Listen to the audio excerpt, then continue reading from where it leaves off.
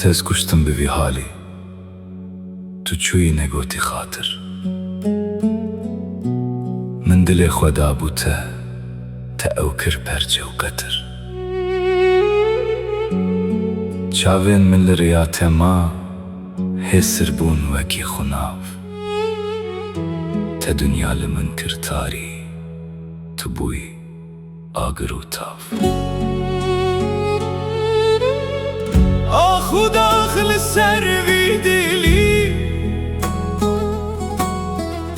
تو بوی یارا کسکدین من تو دکری درمان تل من زده کر برین کبر رشل سرمن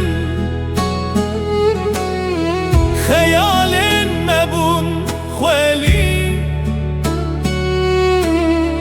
تو چوی بوی بو کا خلکه من هشتی دوی تلی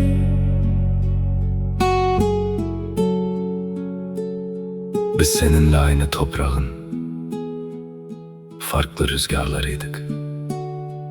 Ben sana çiçek açtım, sen gittin elin bahçesinde soldun. Oysa ne yeminler etmiştik o ay ışığında. Şimdi sen bir başkasının evinde yar dedikleri.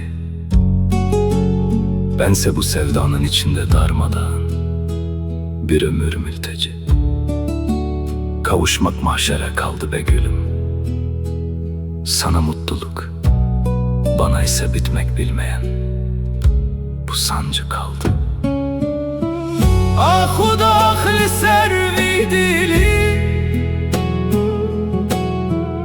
تو بوی یارا کسکدین من تو دکری درمان تل من زده کر برین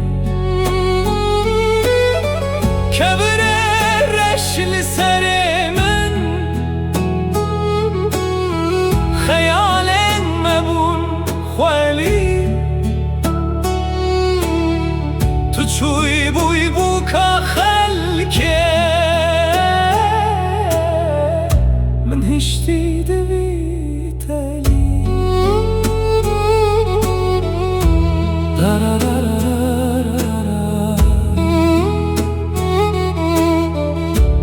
da da da